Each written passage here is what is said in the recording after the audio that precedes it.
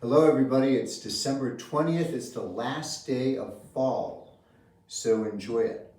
I wanted to address something that is very much in the news today and uh, can be very misleading. I've always told people beware of sound bites and headlines in the secular news about anything that popes say, because whatever popes say is highly nuanced, and headlines and sound bites are not nuanced.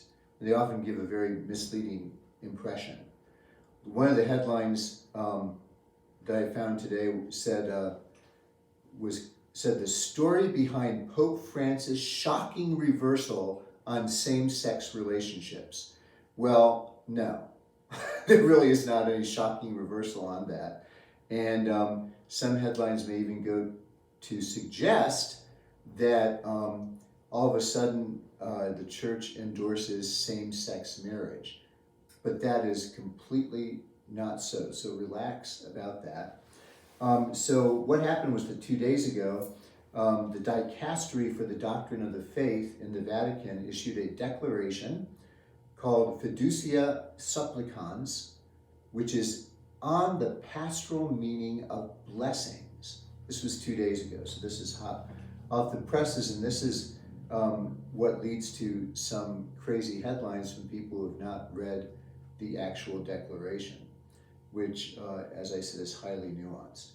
So first of all, let me share some things from that declaration.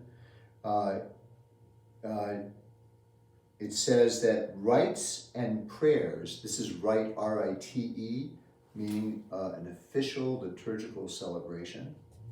Rites and prayers that could create confusion between what constitutes marriage, which is the exclusive, stable, and indissoluble union between a man and a woman, naturally open to the generation of children, and what contradicts that are inadmissible.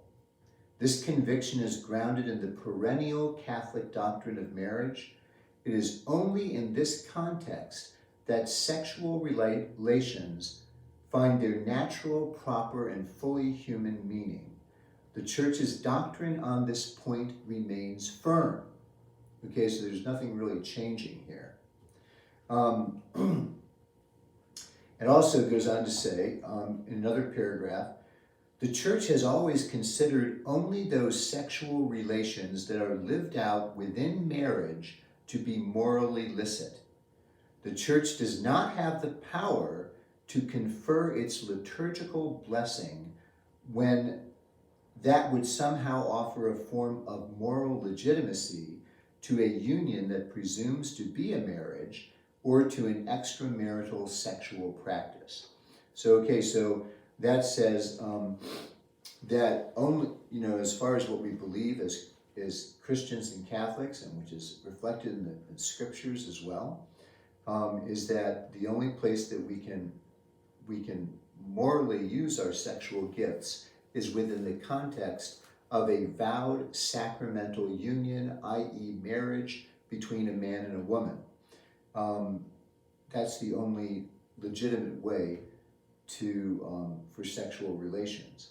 So the Church says, in what I just read, that we couldn't have a liturgical ceremony, like, for example, the sacrament of marriage. We couldn't have a liturgical blessing upon people who were either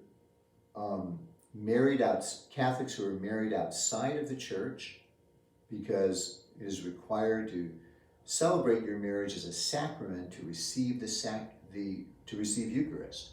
Anyone who's married outside of the church, when they make that choice to do so, they place themselves outside of the communion of the church.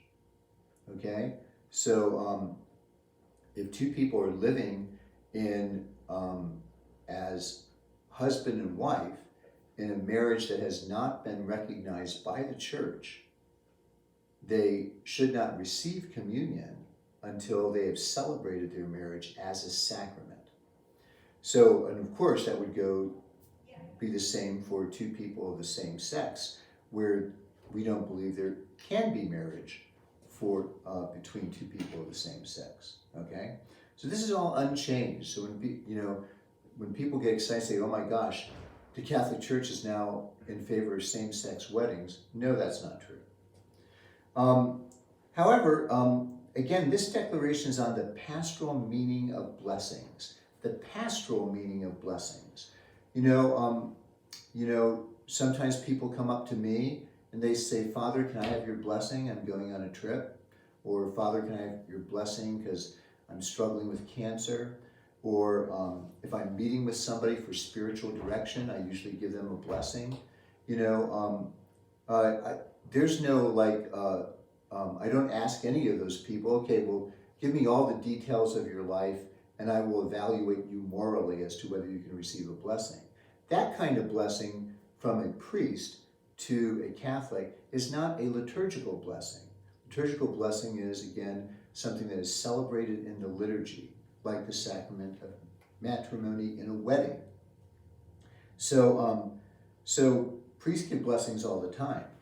And as it says in this declaration, Pope Francis urges us to contemplate with an attitude of faith and fatherly mercy the fact that when one asks for a blessing, one is expressing a petition for God's assistance, a plea to live better, and confidence in a Father who can help us live better.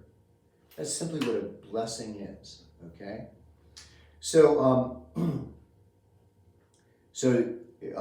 further on down, a paragraph says that when the prayer of blessing is requested by a couple in an irregular situation, like a man and woman who are married civilly, Catholics, or a Catholic, and that between, if there's one or both are Catholic, if they have been married civilly but not in the church, that's an irregular situation.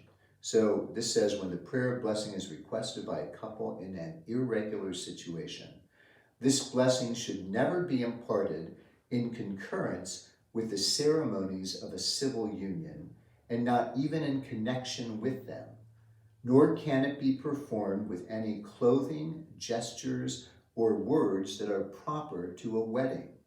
The same applies when the blessing is requested by a same-sex couple. Okay, so there's no suggestion here that we are now believe in same-sex marriage or that we're going to be doing that. All right, it's very clear in this declaration. But again, when people come up and ask for a blessing, they're asking for God's assistance, a plea to live better, and confidence in a Father who can help us live better. So this declaration says, another paragraph, such a blessing as that may instead find its place in other contexts, that is outside of Mass, outside of a liturgy, such as a visit to a shrine, a meeting with a priest, a prayer recited in a group, or during a pilgrimage. Indeed, through these blessings, there is no intention to legitimize anything, but rather to open one's life to God, to ask for his help to live better, and also to invoke the Holy Spirit so that the values of the gospel may be lived with greater faithfulness. Again, if some person comes up to me after Mass and says, "Father, I'd like a blessing for this or that or the other thing, or I need help, or I'm struggling, or I'm going on a trip," I don't say, "Well, let me check. You have to fill out this form and let me know if you're living, all the ways that you should." That doesn't, I just give a blessing, okay? Because that is, again, people asking for God's help. So when it comes to a same-sex couple, the Holy Father urges us to be sensitive to them, because if they have a love for each other, if they are finding support through their friendship to live a Catholic life, ask them, we can ask for a blessing for for them as they struggle to do that. Because the church says that there is no sin in a homosexual inclination, but rather those who are homosexual should be treated with respect, compassion, and sensitivity. That's what the Catechism says.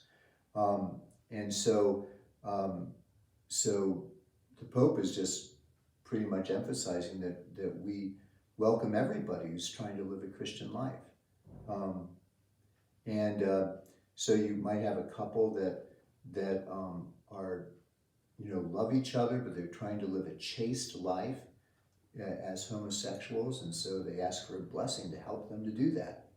So what are homosexuals called to do? Again, the Catechism says homosexual persons are called to chastity by the virtues of self-mastery to teach them inner freedom, at times by the support of disinterested friendship, by prayer and sacramental grace. They can and should gradually and resolutely approach Christian perfection.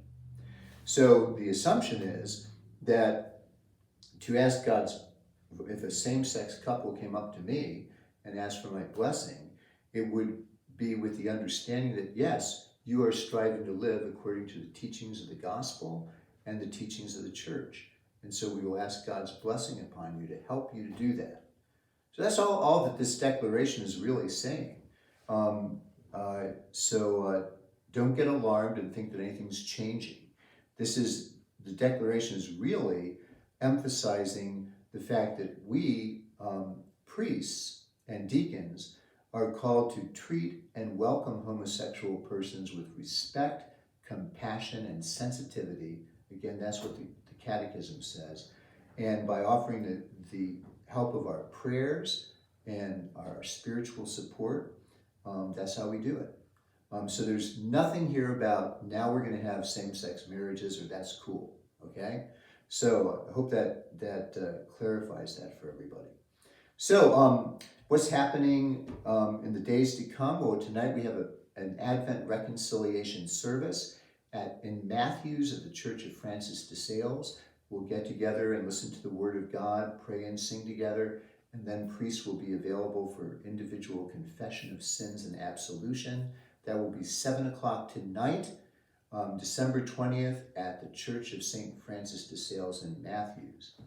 Also, too, our Christmas Mass schedule on Saturday, it is December 23rd. We will have 5 p.m. Vigil Mass for the fourth Sunday of Advent. The next day, December 24th, is the fourth Sunday of Advent. We will have Mass in the morning at 10 a.m. We won't have Mass at 8 and 10:30, but we'll have one Mass at 10 a.m. for the fourth Sunday of Advent. Later that day, we'll begin Christmas Eve. We will have Masses at 5 p.m. and 9 p.m. on Sunday. And then on Monday, it's Christmas Day, and we'll have a Mass at 10 a.m. So going to Mass for Christmas does not count for the obligation to go to Mass on the fourth Sunday of Advent. So we must celebrate the fourth Sunday of Advent and also Christmas. It's a super Sunday. It's a great time to celebrate the awesome event of Jesus' birth. So why not go to church twice, okay? So also, too, I want to mention that we all know about the horrible war in the Holy Land, in Gaza and Israel, and so and all the tremendous human suffering that is happening there, especially in Gaza.